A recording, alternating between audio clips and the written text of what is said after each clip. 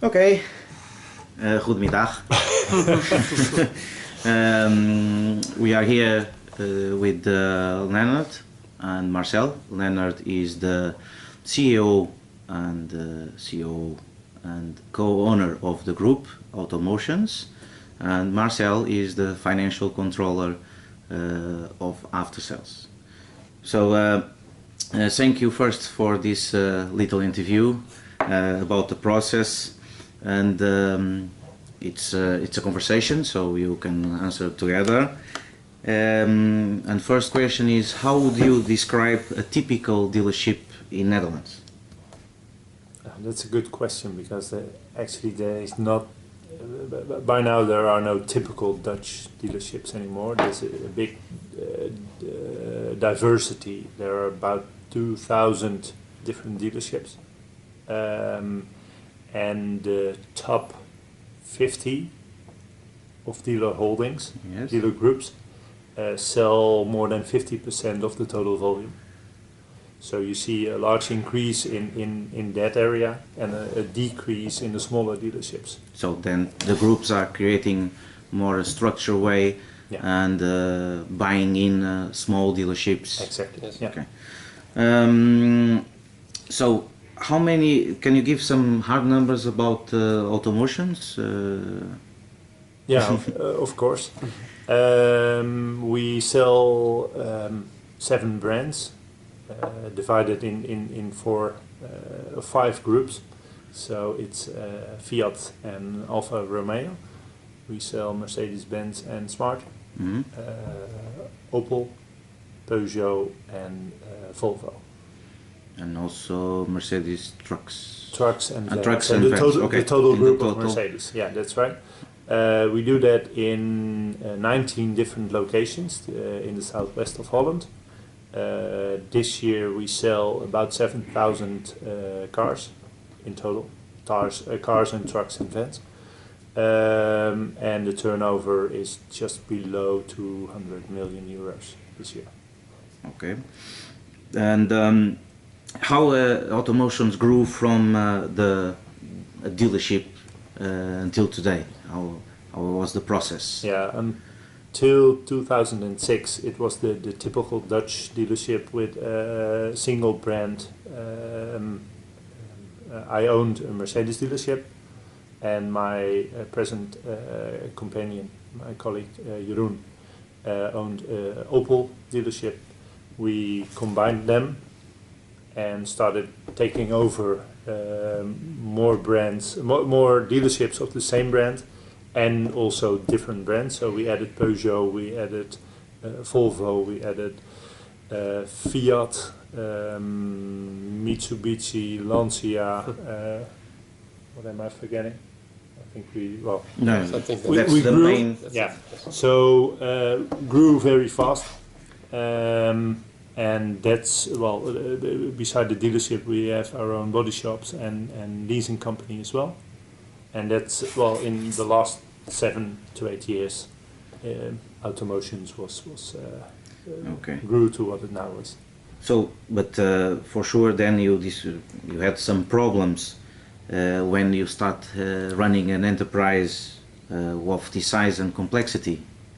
No, not at all. Not at all? Yeah, because... well, we had 2 problems. Yes. One was that by growing this fast, you lose control. Mm-hmm. And in a business where detail is everything, so the most important level that you can steer on is detail, and everything must be right, and then you have a nice return on investment. Mm-hmm. By growing this fast, it's impossible to keep track on everything, and all brands are different, and even between the different brands there were a lot of different ways of working.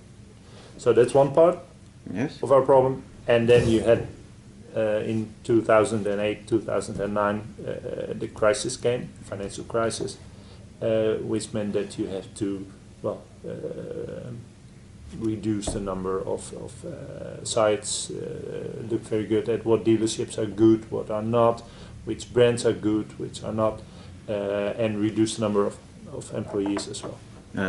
Fairly, how many employees you still have in At the this group? moment, we're working with a little more than 400 employees, which means in full-timers it's 350. And so you have also some, because with this amount of personnel, you have some also issues with the quality, or you find them on the right place, they are on the right place, doing the right job, or you hit some kind of issues on this area also? Yeah, that's what I meant earlier with, Okay. with the problem at the sites. The times are changing very fast, and especially in after sales, people are not very used to change. Okay. They are still hoping that tomorrow everything will be as yesterday. Okay, that's a good one. So, how did you tackle these issues or face them, and how successful was it in the past? What we did was we reduced the number of sites. We closed some, we sold some, and we stopped with some dealerships with certain brands. And by doing so, you see also your turnover reducing. Yes. So then you have to let go of certain employees, which means again that your turnover drops. Again, so it's a cycle. So, exactly. So you're in a cycle, and you can never reduce the number fast enough to be just in advance. So when you're growing, your costs are always behind. Mm-hmm. When you're declining, your costs are also Okay. behind. Yes. So turnover always goes faster. Yes. But did you ask some external help? Yeah, about 50, I think. 50? No. With the several brands, we have several consultants helping us, and they always look just at a part of the problem. Okay. Never at the total dealership. And in our group, the complexity is always there that it's impossible to copy one way of working of Opel to Peugeot or from Volvo to Mercedes, because their programs are not built to do more brands. Okay. And but then you pick a program called RMax, as you remember. And what did you think it could give to you? How did you heard about it? Well, RMax was introduced by General Motors here in Holland, and it was, we were not performing very well with Opel, and it was not really a question whether we were going to do that. It was just forced on us. Okay. Do it at least at one side, otherwise you'll have a problem. Okay. Or we can help you with that problem. Okay. As I first looked at the problem, I thought, okay, this is more of the same. We did the program then at one site at Opel, and it was the hardest site. Thanks for that. Yeah, why start the easy way? Yes. It's a complex company with a combination of Opel and Fiat and Alfa Romeo, and at that time Saab as well, in one location, several dealerships brought together with several cultures, and not the best motivated people. But that program, which areas of the business were covering? It's was more operational, or more general consulting approach? Which areas of the business? I think when you look at RMax, it's in the basic very operational, but when you implement it, you must look at your general management as well. It doesn't work when you only try to teach them a trick on the work floor. Mm-hmm. It must be supported on a higher level as well.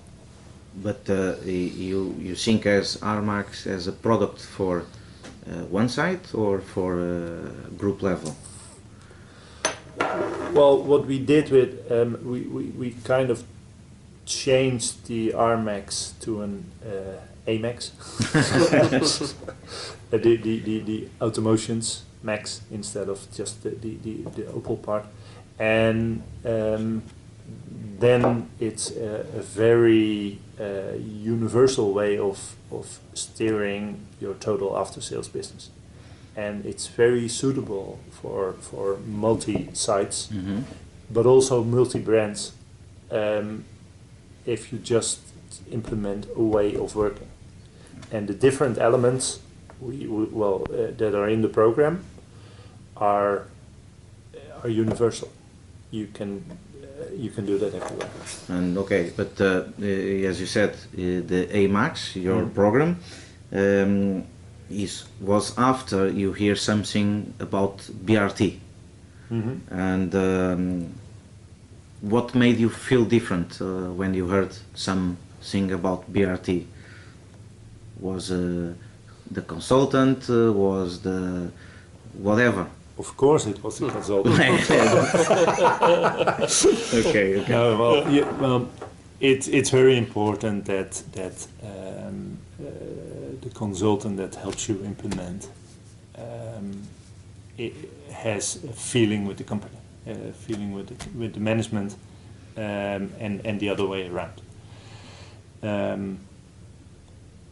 What I saw that in the program was a lot of room for own interpretation and adjusting it to your own company, bringing in together the program and your own culture, your own ideas of how should we do this. So it was not one size fits all, but a tailor-made approach for automotions. Yeah, well, I think that's the combination. Mm-hmm. It's not a program that you can throw at the company and say, just do it like this, and then it's okay. You really have to adapt it to your own company. Okay, and that was made the leadership of this was how it was the consultant, was you yourself also, Marcel, or was how it was the process of building this integration for your company? Well, that's a good question, because when you look back at that, that also is a combination. Yes. You have to do it together. It's not the job of the consultant to implement it, but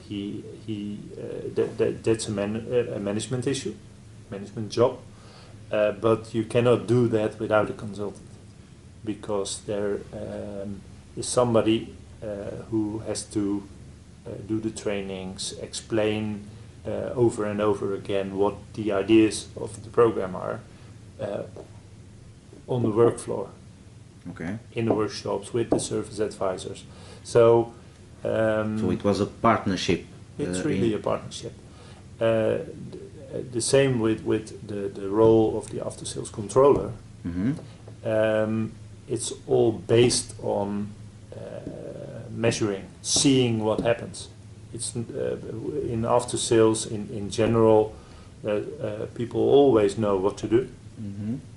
They tell you it's implemented, but you don't see it in the figures. Yeah, there is no translation between what you are doing and the ciphers, and so that's why financial was involved on this change. So did you?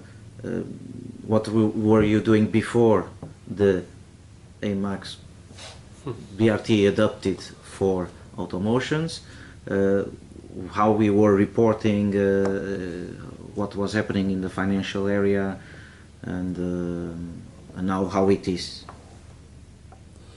what we did, we were looking back a lot. So looking at yesterday and last week and last month, especially there where the money is. So productivity and effectivity in the workshops, looking at turnover, but it was all in the past. And nowadays, with the reports we built, and the management structure of steering the business, we change that to looking forward. Okay. So now you see the future. You don't look to the past. You also look to the past. Based on the past, you see the future. Exactly. And we make a definition of more KPIs. Yes. In the past, what Lennard said, we had productivity and effectivity, and now we have a lot of more things to show to all the levels, because in the past we had the financial control of the CEO and the level below, but not the mechanics, and now we involve all the levels. Okay. That's, so now you built some more KPIs, like you are saying, and this is the mix by operation and financial, and the mechanics are more involved in the process and steered. And okay, thank you for that. So what do you expect now from finance now today? What I expect of finance is that we look to the budget, Yes. look at the cost made, but especially predict for the future. Where is the stretch? We measure more. We look at upselling. We look at the turnover per work order. See the differences between the different sites, and start moving and copying ideas, and pushing turnover, and on the other hand, looking very at the customer satisfaction, and measuring that as well to keep the balance in your company. Okay. So you had a performance before this program, and how do you see it now after this standard process that you create, that you call RMax? How do you see it? Do you think the program was payback? You had an investment, and there was a payback, or? It took us a while, because our after-sales turnover was dropping over the last few years. Not only because we reduced the number of sites, but also per site. And what you see now in the last months, I think starting this summer, that we are rising again. So and then you get your return on investment up very fast, and your after sales button is growing again. And how was the duration of this program? Because I think it started in April, and now we are in early December, so 5 months. So you inflected your trends in 5 months. Absolutely, it's unbelievable what all happened in 5 to 6. Well, 5 we to call 6, it 6 months, and we still need more implementation time to get it really all the details right. Okay. But at this moment, you can say that we really changed our after-sales business. Okay. And what are the problems that you hit along this way, this 5 or 6 months, let's say 6 months of what was the most difficult thing that you hit? For me personally, it was investing time in following up all the management layers and making sure that they all did what we discussed about, what we agreed on. going really to the sites, to the managers, looking at the action list, checking if everything what we agreed on really happened, was pushed forward. Okay. And well, that's a change in my management style as well. So you also, as COO, had to change. Yeah, absolutely. But I'm more in control than I ever was. Okay. By just changing your own agenda into not letting people report to you, but going to them and let them show what happened. Okay. So, so you are continuously going to keep this approach, I think, and or not? You are going forward with this. It's by now it's not a consulting approach anymore. It's started to be a way of working. Yes. So you own now the program. We are the program. Yes. Yeah. You are the program. Yeah. So there was a transfer of competence to you, so you can go by yourself. But do you stop in after sales or? Well, after the last 6 months, what we saw that the way of working, the mums, but also the 2 weekly meetings we had with all the different brand managers of after sales, and discussing about the topics there. And when the discussion ended, we decided what to do, and then they had 2 weeks of implementing. Is a way of working that we will keep for after sales, and we started 4 weeks ago of doing the same in sales. Okay. And the best would be if we could combine that, but in the next 6 months we will do sales as well, and just continue with after sales in the same progress. Okay. Thank you. Do you want to add something? No, well, only a big thank you. We're enthusiastic. So. Okay. Okay. Thank you very much for your time, and I wish you the most successful for your future, because I think you are going to have a bright future. Thank you very much. It's only getting